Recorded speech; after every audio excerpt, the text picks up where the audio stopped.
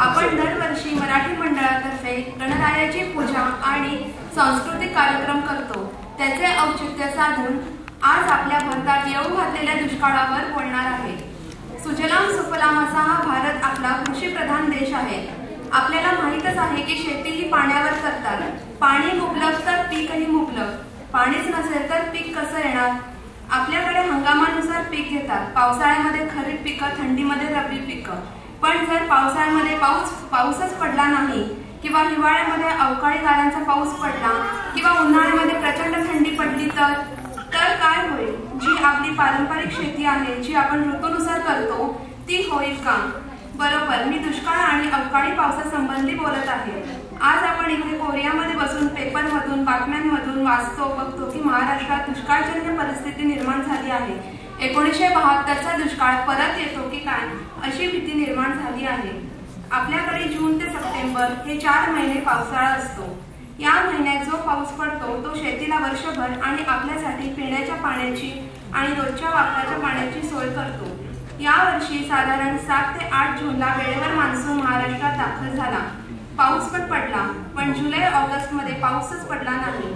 जून मध्ये जेवढा पाऊस पडला आणि जो गायब झाला तो 2 महिने होऊन सुद्धा परत आला नाही। आता तर सप्टेंबर महिना लागला। या महिन्यात मान्सून माघारी जातो, पण जो गायब झाला तो परत आलाच नाही, तर तो माघारी कसा जाणार? जून मध्ये पाऊस आला म्हणून शेतकऱ्यांनी पेरण्या केल्या, पण पाणी न मिळाल्यामुळे बियाणं वाळून सुकून गेली। त्यांचं नुकसान ते उघड्या डोळ्यांनी बघत राहिले। होतं तरी काय त्यांच्या हातात?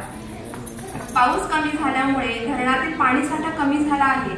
विहिरीतील पाण्याची पातळी कमी झाली आहे, त्यामुळे आता पाणी कपात सुरू केली। लातूरमध्ये महिन्यातून एकदाच पाणी मिळणार हा निर्णय घेतला गेला। जे पाणी मिळेल ते महिनाभर पुरवून कसे वापरणार आणि साठवून किती ठेवणार? मुंबईलाही पाणी पुरवठा 1 दिवसाआड होणार। गुरांच्या चारा पाण्याचा प्रश्न निर्माण झाला आहे। चारा पाण्याऐवजी गुरांचे पालन पोषण कसे होणार? शेतकरी मान्सूनच्या आधी कर्जाने किंवा बचतीच्या पैशाने बी बियाणे खरेदी करतो, पेरणी करतो आणि पावसाची वाट बघतो। पण पाऊसच वेळेवर आणि पुरेसा झाला नाही तर बियाणे वाया जातात, उन्हाने करपून जातात आणि शिवाय गुरांना पोचण्यासाठी चाराही मिळत नाही। आधीच पाऊस पुरेसा न झाल्यामुळे हताश झालेला शेतकरी गुरांना पोचू न शकल्यामुळे हतबल झालेला आहे आणि यातूनच डोकेवर काढते ती आत्महत्या। आधीच डोक्यावर कर्जाचा डोंगर आणि त्यात हा दुष्काळ। जेव्हा पहिला पाऊस पडतो तेव्हा शेतकऱ्याच्या मनात आशेचा किरण निर्माण होतो।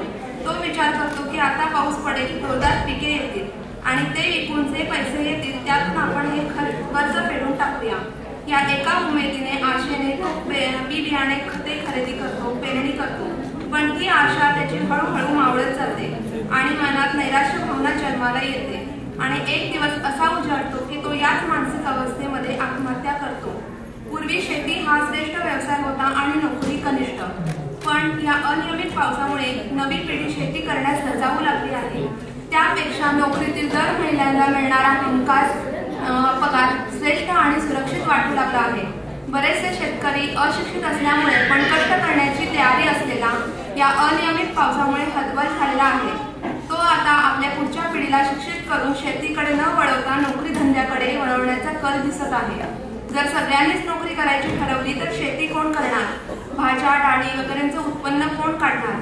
आज केवळ भारताचेच हवामान चक्र बदलले आहे असे नाही, तर संपूर्ण जगाचे चक्र बदलले आहे। युरोपात गेल्या काही वर्षात आलेले महापूर, अटलांटिकमध्ये निर्माण होऊन नुकसान घडवून आणणारी चक्रीवादळे, कॅनडा, अमेरिकेच्या उत्तर भागात ध्रुवीय थंडी, ऑस्ट्रेलिया, आफ्रिकेच्या बऱ्याचशा भागात पडलेला दीर्घकाळ दुष्काळ, अशा अनेक उदाहरणातून जगभरातील हवामानाच्या आपत्तीचे दर्शन घडले आहे। पण विकसित देश त्याला तंत्रज्ञान आणि बळकट यंत्रणाच्या जोरावर प्रतिसाद देतात। याबाबत आपल्याकडील स्थिती चांगली नाही। आज कोरियासारख्या देशात ज्यांचे जग जेवढे वरती आहे तेवढे जमिनीच्या खाली आहे। म्हणजे आपण सबवेने जातो येतो ते काही वेळा 5 मजली खाली आहे। या देशातमधून हन्नाम नावाची नदी गेली आहे, पण समजा उद्या या नदीला इथे बसून इथे खूप पूर आला तर काय चेंगराचेंगरी होईल? पण या गोष्टीचा आधीच विचार करून त्यांनी पूर आला तर जादा पाण्याला वाट करून देण्याची व्यवस्था केली आहे। तसेच आपण पाहतो की आकाश भरून येते, वाटते की आता पाऊस पडेल, पण पडत नाही। हा पण एक बदलच आहे। पण जर इथे उद्या पाऊस कमी झाल्यामुळे पाण्याचा प्रश्न उद्भवला तर त्याचेही नियोजन केलेले आहे। पण आपण तहान लागली की विहीर ही आपली मानसिकता. आता महाराष्ट्रात बऱ्याच ठिकाणी पाऊस झाला आहे. या पावसामुळे पिण्याच्या पाण्याचा प्रश्न सुटेल, पण शेतकऱ्यांचा प्रश्न अजूनही सुटलेला नाही. खरीप हंगाम वाया गेलेला आहे. आता तुम्ही म्हणाल दुष्काळ, पूर ही नैसर्गिक आपत्ती आहे, याला आपण काय करणार?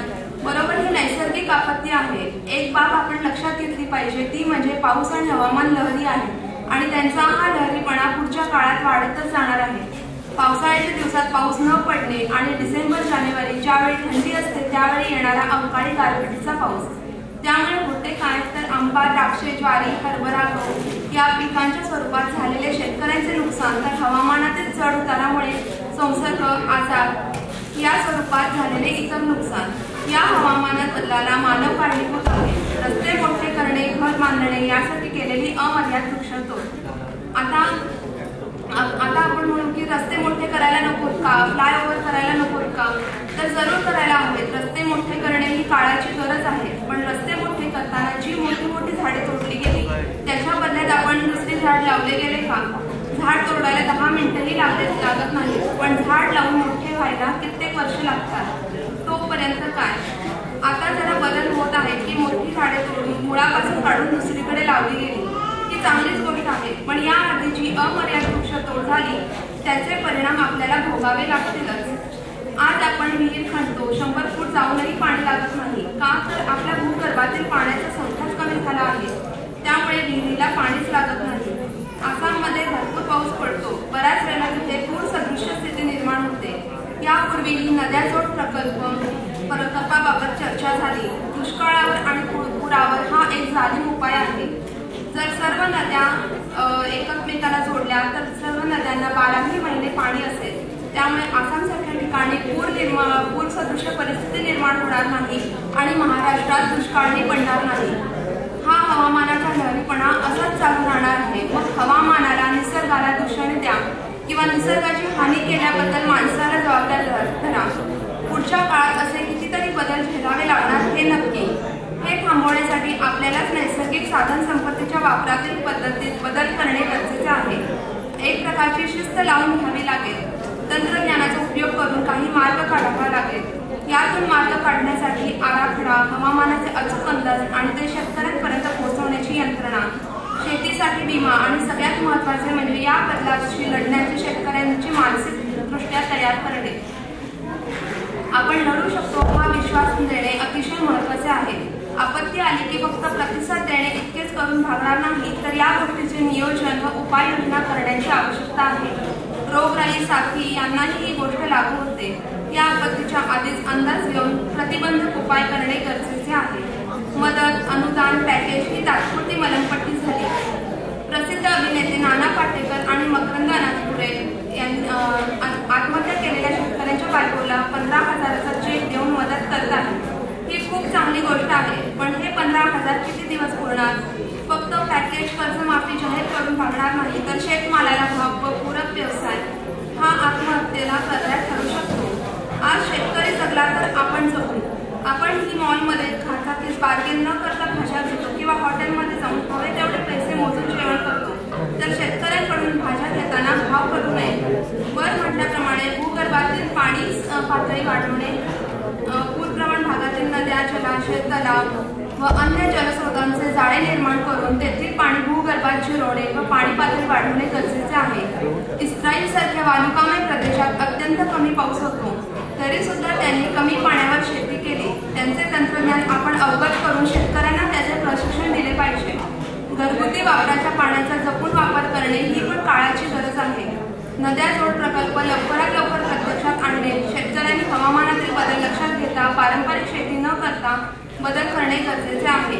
नवीन झाडे लावून झालेली निसर्गाची हानी करून काढणे हे पण आपल्याच हातात आहे. आत्ता झाडे लावली तर त्याचा फायदा आपल्या पुढच्या पिढीला नक्कीच होईल. तर या दुष्काळावर आता तात्पुरती मलमपट्टी न करता कायमस्वरूपी उपाय करायला हवा. आज बाप्पाला निरोप देताना त्याला आपण सर्वांनी मिळून असे आश्वासन देऊया की त्यांनीच निर्माण केलेल्या या सृष्टीची आपण काळजी घेऊ व नैसर्गिक संपत्तीचा जपून वापर करू. गणपती बाप्पा मोरया, मंगलमूर्ती